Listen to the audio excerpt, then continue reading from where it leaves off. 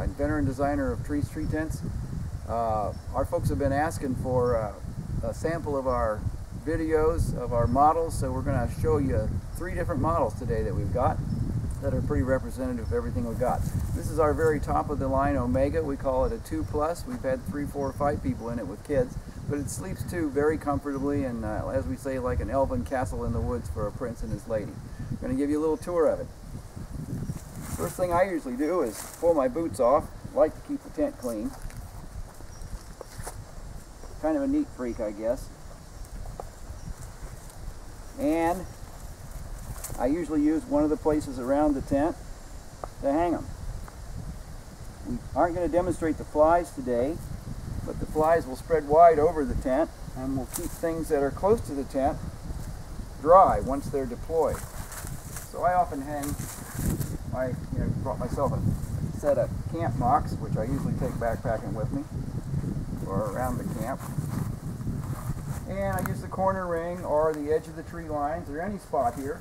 There's also ties here for the undernet and the gear net, and you can use any of those for shoes or other small items also.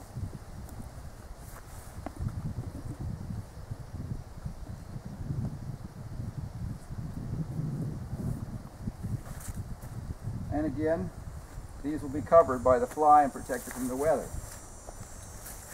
Then, with the Omega, we have a full double door on both sides, so each of the occupants has his or her own door. We've got it sit pretty high today. You can sit lower, or I will show you in a little while down over the bank we have our Aelph set up in real steep conditions just to demonstrate it. This is nice level ground, but we're still about chest high. You can set on down, as low as about that. Any too low, you'll end up with your bum on the ground, or you can set higher if you're an adventurer. This height I usually get in simply like that. I'll even leave my Crocs behind, or actually I'll put them in an inside pocket, which I'll show you shortly.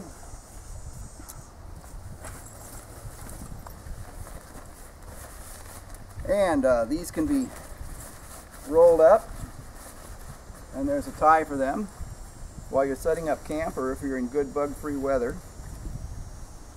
And we tie them right to our easton poles. Also, each of these,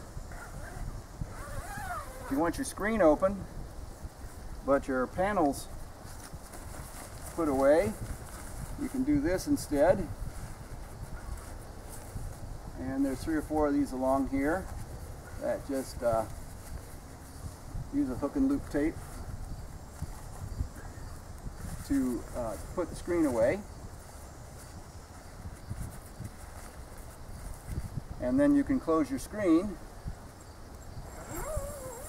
alternately, and we'll do that to this one. Again, we'll let down the tent panel. You might tie both panels back when you're setting up camp, but after that you may want your screen house open. So you roll your screens up, attach them with the hook and loop fasteners. Even one would do. If you really want to make it neat, you can do them all like I'm doing.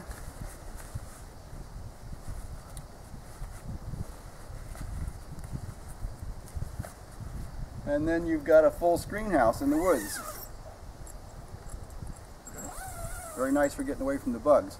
Also, here's the picture window. You can do the same thing with it.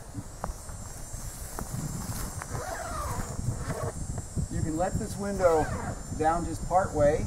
You can configure airflows, more on one side, more on the other, a little vent at the top, or the whole thing open completely to the screen. And when you've done that, the tent panel tucks into this full-length pocket. The pocket, full length, you can put a lot of other small things in it. It also is faced with many small pockets, so you can, I think I emptied my pockets, but just to demonstrate, tuck all kinds of things into the small pockets. More particularly things like notebooks and smartphones and so forth, or your glasses and contact cases. And the big pocket will serve for larger clothes. Also, these pockets, I don't know if my videographer can see this, have a tensioner on both sides, and you can increase the tension on the pocket just by pulling the shock cord tighter and letting it hold itself with the toggle, spring toggle. Or when you're ready to tear it down, you can let all tension off on both sides, which is a good idea. And of course, you see the pocket's looser that way. It's better for packing though, packing it away rather than to pack it away under tension. And if you want to load this pocket up with a lot more stuff, you just increase the tension so it holds well. And we have another storage area as an option in the back of the tent. We have tie loops here and here, and here and here, and we're going to be offering accessory netting that will snap between these 4 lines, and you can drop clothes in and let them catch behind it. And of course, the whole thing can be underlaid with a gear net under the whole floor, in which case you've got virtually infinite room for packs and all kinds of things. And that's still protected by the overlaying fly. Just so you can see the whole thing is a screen house, I'll open the other occupants' tent panels, and we'll fasten those back too.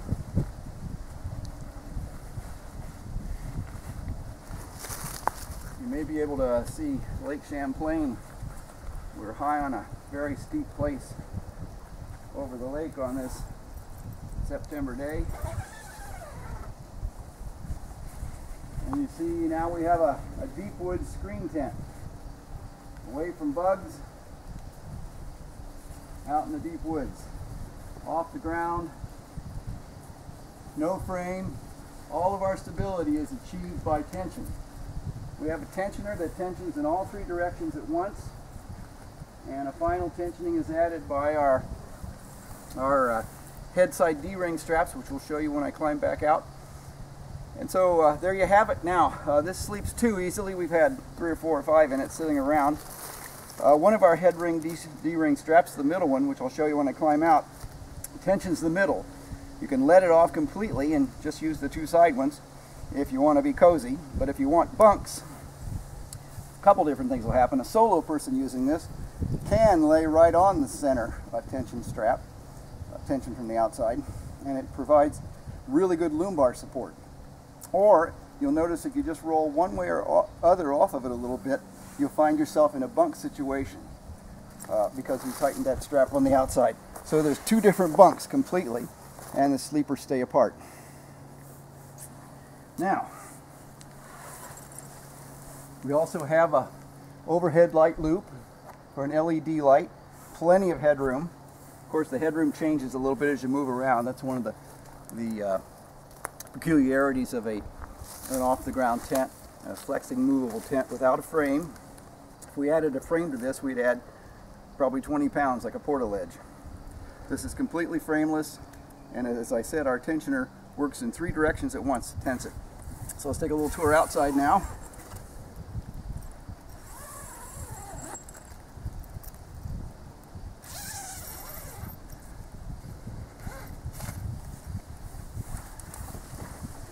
Grab my Crocs back out of the pocket here.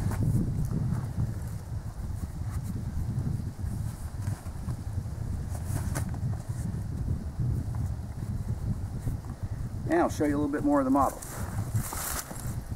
Our sleeping surface is a high-tech fabric that doesn't stretch in the bias. You can see right through it. Excellent breathing for summer. In winter, you'll need to lay down a barrier, a plastic barrier, or just a sleeping pad works fine, depending on how severe the conditions are. These ties, again, are for the gear net and the mosquito under net, which you can also get to protect you from any biting through, or you can just lay down your sleeping gear. All right, you'll walk around this side with me.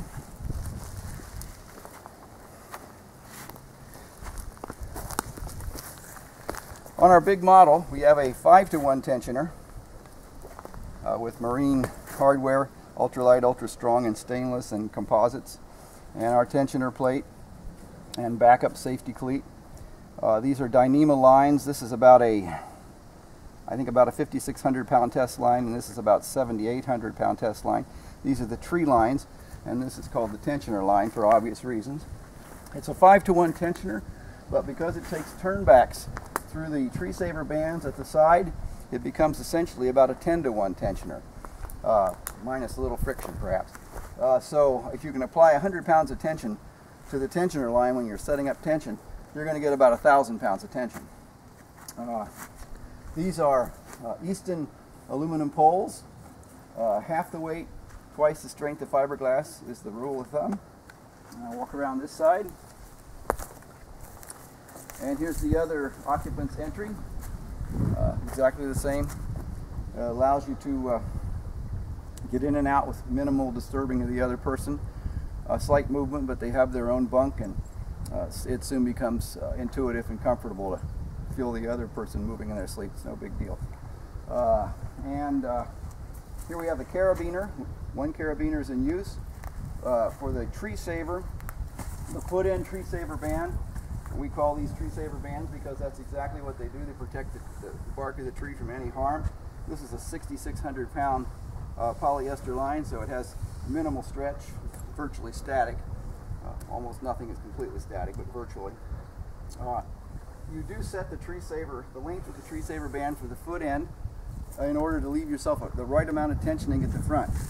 And with the Omega, since it's got a really long head side, we try to stay almost parallel with our two main head side trees, so we can draw right down to that and have a good strong tension in this dimension. Less important in our smaller models. Okay.